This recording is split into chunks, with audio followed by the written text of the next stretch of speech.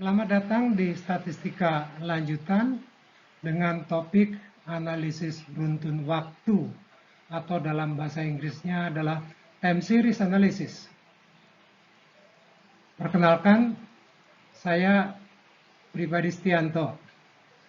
Baik, kita mulai.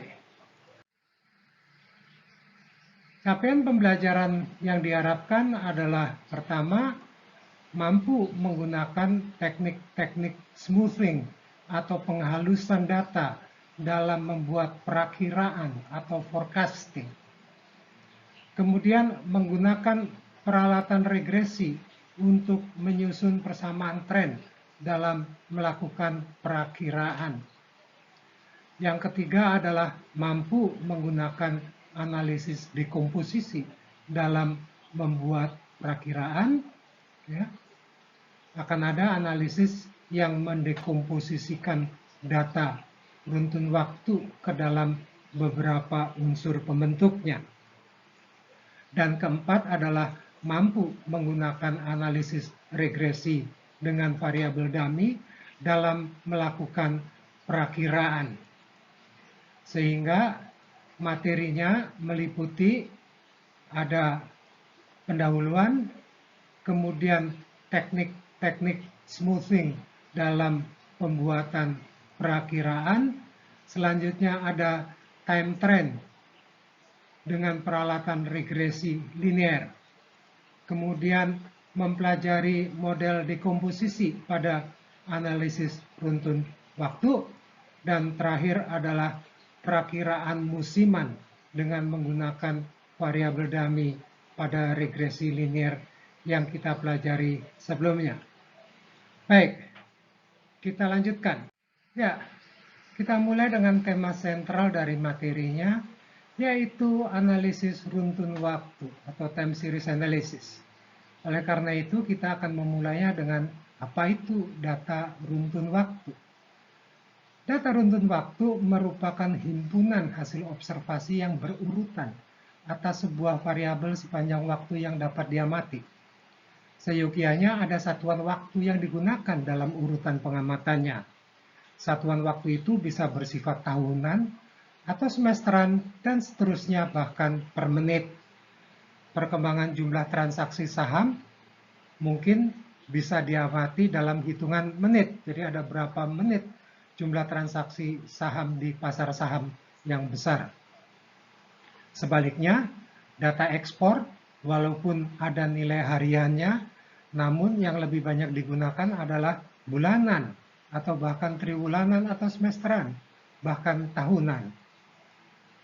Karena merupakan data yang diambil dengan rujukan waktu, maka subscript yang digunakan menjadi disesuaikan, yaitu bukan dengan huruf I seperti yang terdahulu, melainkan dengan huruf T. Misalnya, demikian ini. Ya. Jadi, T kecil itu bergerak mulai dari 1 sampai dengan T kapital. Adapun model-modelnya dapat dikelompokkan menjadi metode kualitatif yang didasarkan atas semata-mata pertimbangan sang prakirawan yang melakukannya berdasarkan latar belakang pengalaman dan pengetahuannya. Praktek semacam ini dilakukan bila data tidak tersedia, misalnya untuk memperkirakan penjualan produk baru, atau data yang tersedia sudah kadaluarsa atau dapat menyesatkan berhubung terjadinya perubahan sangat struktural. Perilaku konsumsi sejumlah komoditas sejak pandemi tidak dapat diprediksi menggunakan kecenderungan masa lalu. Kritik atas metode ini adalah seringkali dilatar belakangi oleh kepercayaan diri yang berlebihan dari sang prakirawan, ya, sehingga hasilnya menjadi terlalu optimistik. Metode yang lain adalah yang bersifat kuantitatif. Metode ini menggunakan model formal bersama data historis dari data berbagai variabel yang terlibat. Ada dua model yang dapat digunakan, yaitu model kausal ya, atau kausalitas ya, yang menggunakan peralatan regresi, dan model non-kausal yang disebut juga purely time series model. Ya. Yang ditunjukkan model non-kausal ini adalah mekanisme perjalanan data dari waktu ke waktu. Jadi tidak ada penjelasan sebab akibat di situ. Ya, kita lanjutkan. Kita akan memulai dengan memperkenalkan istilah dan notasi. Pertama, kita sudah lihat sebelumnya, YT ini yang merupakan nilai data pada waktu T. Kemudian kita menjumpai YCAP T ini yang merupakan nilai perakiraan Y pada waktu T. Ya. Selanjutnya, dalam kriteria pemilihan model dikenal istilah in-sample forecast, yaitu nilai yang diprediksikan atau fitted value. Jadi ini adalah nilai-nilai perakiraan Y untuk data dalam periode sampel. Ini sama seperti YCAP dalam analisis regresi, yaitu perkiraan nilai Y berdasarkan persamaan regresi. Baik, sekali lagi, in-sample forecast itu disebut juga predicted atau fitted value sebagai lawan dari actual value. Ya.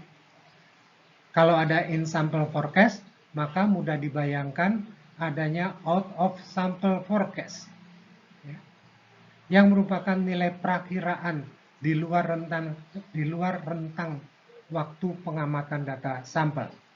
Digunakan diksi di luar rentang waktu karena mungkin saja walaupun langka kita akan membuat perakiraan untuk periode sebelum tersedianya data untuk diobservasi ya.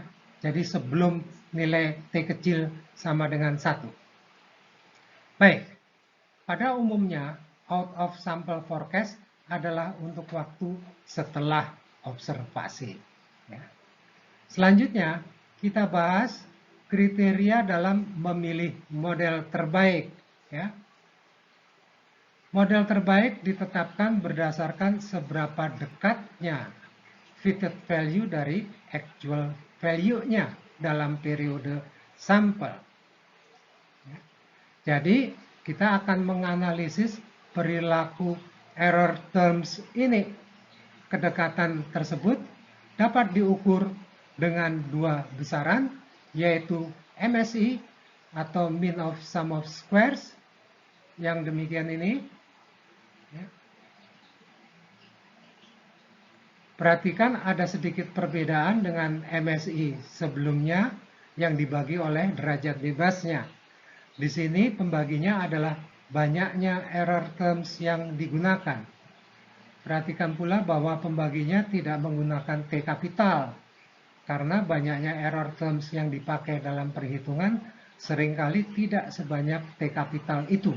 Ya.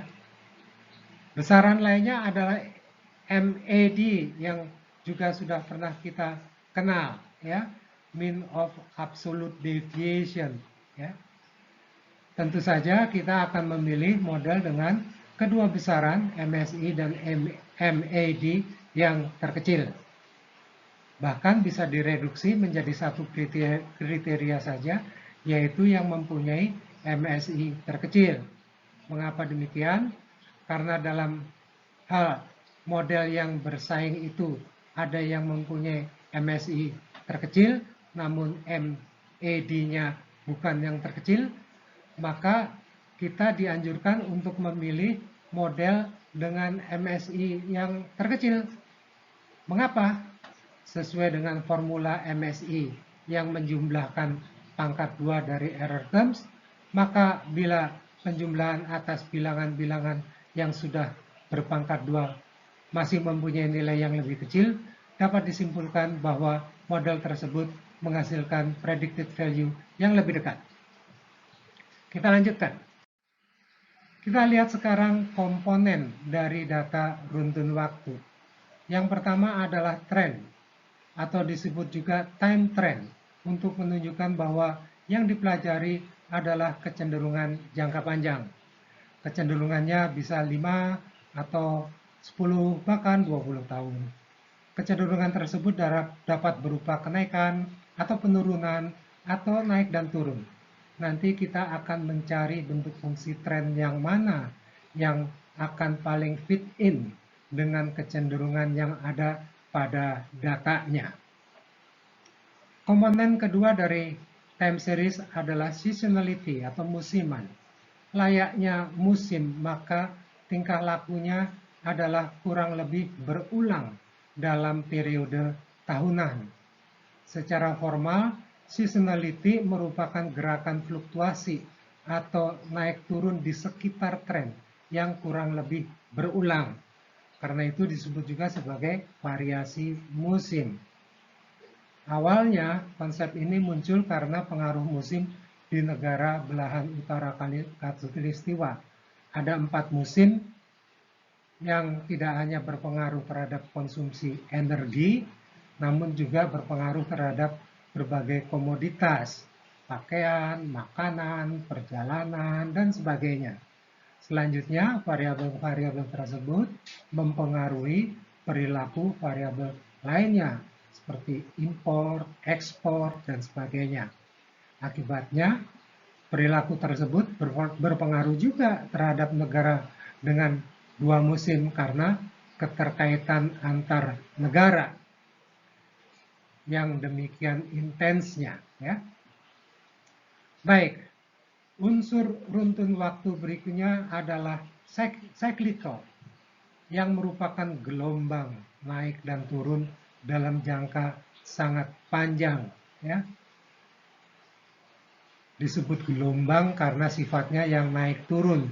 Dengan puncak antar gelombang bisa saja berjarak 30 bahkan 50 tahun.